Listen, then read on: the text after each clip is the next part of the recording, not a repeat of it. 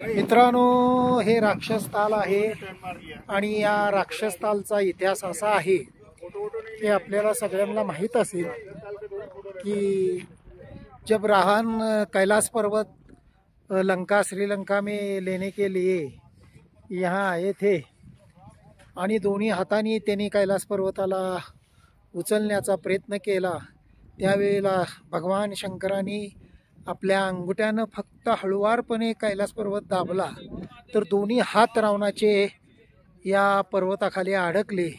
त्यानंतर रावणाने तपश्चर्या केली आणि शंकराचा धाव घेतला आणि धाव घेऊन त्यांनी शिवतांडव स्तोत्र याच ठिकाणी म्हणून शंकराला प्रसन्न केलं.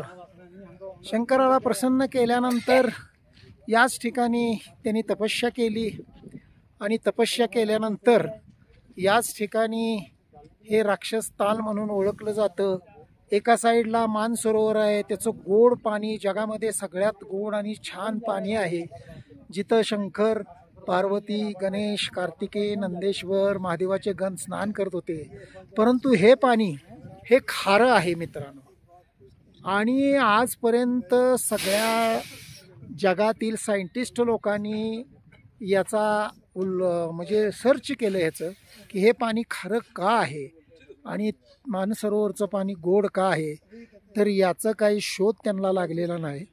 अशी ही कैलास महादेवाची महिमा आहे, असा हा इतिहास आहे मित्रांनो.